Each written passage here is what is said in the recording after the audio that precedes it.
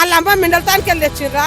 ఆ పనులే మంచిగా ఈ పనులు ఏం మంచి లేదు. 4,000 ఇస్తానే అలా 2,000 ఇస్తున్నాడు. మాకేం మంచి అసలు టీఆర్ఎస్ వాళ్ళకి ఇస్తలేరు ఇండ్లు, అన్ని వాళ్ళే చేసుకుంటారు పనులు. మాకు ఆ ఉండోళ్ళకి ఇస్తున్నారు కానీ మాకేమి ఇస్తుండ్రు. అప్పుడు మంచుకున్నది, ఇప్పుడు ఏంది ఆడు బస్ ఫీజు పెట్టిండు, ఆడేలా నారుస్తున్నాడు. లేదు పింఛనేది ఏం లేదు. ఓటర్ ప్రేమ అది గుద్దు అంటే గుద్దు తీసుకున్నాడు. ఫస్ట్ మేము ఒక కోటర్ తీసుకోలేము, 1000 రూపాయలు తీసుకోలేము, ఇంటింటికి పైసలు తీసుకొని ఓటేసారు. ఇక మేము ఇట్లా అమ్ముకొని పిల్లలు బతికించుకుంటున్నాం. నీకు న్యాయం ఉన్నది. ఇప్పుడు కాంగ్రెస్ పార్టీ వాళ్ళకే ఇల్లు ఇస్తున్నారు, టీఆర్ఎస్ వాళ్ళకి ఇస్తలేరు, బీజేపీ వాళ్ళకి ఇస్తలేరు. బస్ అక్కడి పెడితే బస్ ఎక్కి ఏం చేస్తాం, బతుకుతాం. పేద మోతపాలు అనుకుంటున్నారు. తెల్లం చేసుకొని ముగ్గేస్తాం దాని అంటే 5 మంది పోతే ముగ్గేసి ఇల్లు ఇచ్చిన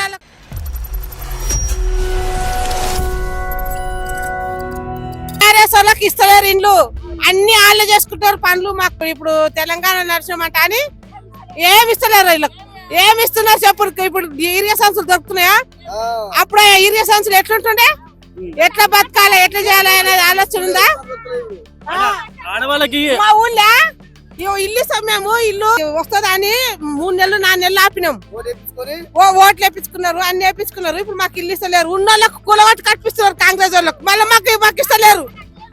ఇవా మా తాను పటేల్ మేము పోయి ఇల్లు అడిగినాడు, మీకు ఇయ్యం, మీరు బీజేపీలో తిరిగి మేము ఇల్లు ఇవ్వం. వాళ్ళమ్మ మిండలతానికి వెళ్ళి తెచ్చిండ్రా. కేసీఆర్ జయంతి అయింది ఇదంతా, హుషారు చేస్తున్నారు. ఇన్ని దినాలు చూసి మేము మళ్ళా కట్టుకుంటున్నాం ఇల్లు.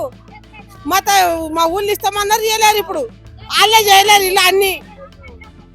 ఏం పూలు పట్టాం మేము పూలు పడతాం అనుకుంటున్నాం. ఏం పూలు పట్టాను, నేను పూలు పట్టేదాన్ని, నేను కానీ పూలు పట్టను కూడా. ఇప్పుడు కాంగ్రెస్ పార్టీ వాళ్ళకే ఇల్లు ఇస్తున్నారు, టీఆర్ఎస్ వాళ్ళకి ఇస్తలేరు, బీజేపీ వాళ్ళకి ఇస్తలేరు.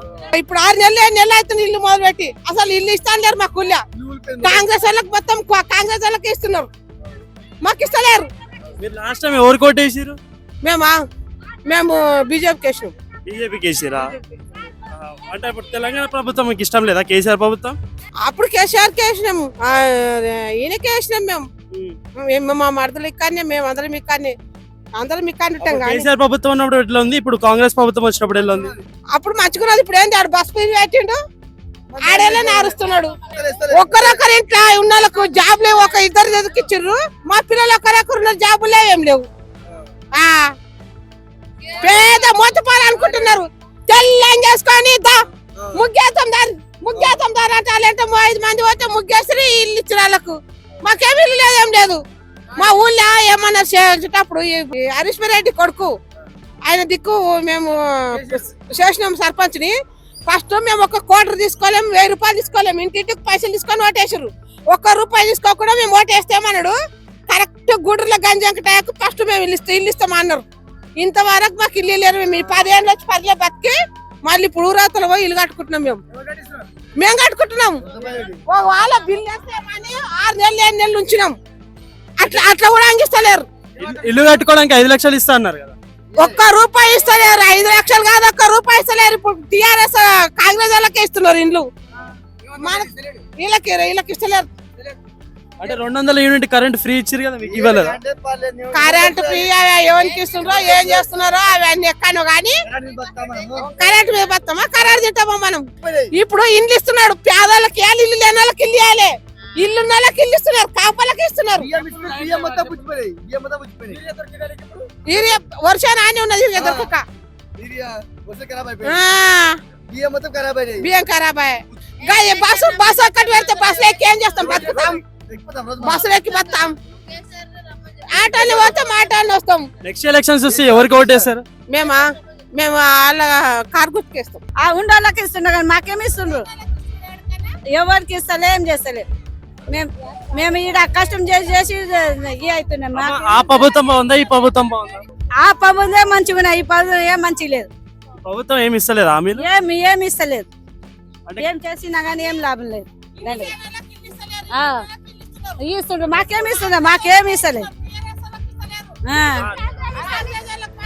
4,000 ఇస్తానే అలా 2,000 ఇస్తున్నాడు. మాకేం మంచి అసలు కాంగ్రెస్ అన్యాయం చేస్తున్నాడు మమ్మల్ని. ఏం చేస్తుండ్రు మళ్ళా? లేదు పింఛనేది ఏం లేదు.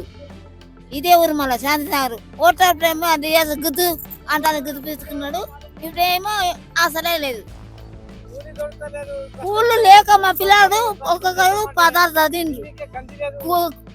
పదో చదివి ఏ కిరాణా షాపులు అడిగితే కూడా ఎవరు ఎత్తుకోలేరు పిల్లలు చదువుకున్నారు పెట్టుకోమంటున్నారు ఆ పిల్లలు ఏబిసిఎన్లోకి అవుతున్నారు ఇక మేము ఇట్లా అమ్ముకొని పిల్లలు బతికించుకుంటున్నాం నీకు న్యాయం ఉన్నదే ఆయన ఇంటికి వస్తేనేమో రామ్మోహన్ రెడ్డి దొరకని అంటానని లేదు పంపిస్తున్నాడు మా భర్తకు లేదంటే ఏజీ నాకు లేదంటే ఏజీ నా కొడుకులకు ఒక ఆయన 16 ఒక ఆయన 15 ఆ పిల్లలకు ఒక చిన్న ఉద్యోగం లేకుంటే మన షాపులో కూడా పని చేయనికే లేవు షాపులో పనులు అంటున్నారు.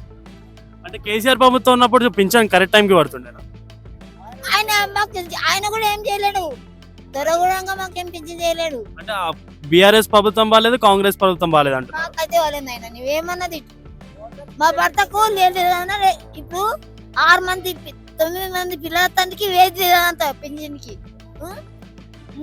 6 మంది ఏమో ఆడపిల్లలు 2 మగ పిల్లలు అంటే మీకా మా భర్తకు ఆయనకి వేది లేదంటున్నారు. ఇక ఈ మండలం వాడు లేదు వేది అన్ని దొబ్బుతున్నారు. ఇండ్లు లేని వాళ్ళకి మా పిల్లలకు ఇండ్లు లేకుండా మన కొడుకు ఇండ్లు పూర్తిగా లేవు ఉన్న వాళ్ళకేమో ఇండ్లు ఇస్తున్నాడు. నీ చదివిన అడగాలి వచ్చి ఎంకరేజ్ చేయమని. అంటే మీకు సర్వే చేయలేదా మీ ఇంటికి వచ్చి? ఒక్కరి పిల్ల కూడా ఎలక్షన్ అప్పుడు వచ్చిందంటే ఇంతవరకు లేదు. అంటే మీరు పోయినసారి ఎవరు కోటేశారు? పోయినసారి అంటే ఈ ఆయన రామ్మోహన్ రెడ్డికి వేసినాం ఆయన అన్ని చేస్తా అన్నందుకు వేసినాం.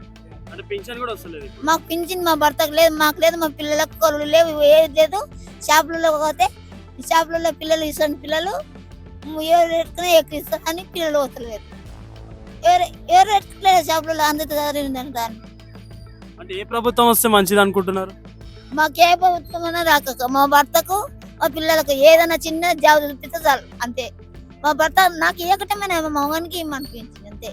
ఇంకోటి చేయమని మా ఇండ్లలోనే నేను అదిగా చెప్తున్నా మా ఇండ్లలో ఒక్కొక్క ఇంటికి 2 పింఛన్లు అది పేరు చెప్పంటారు నువ్వు ఎందుకు బదలాం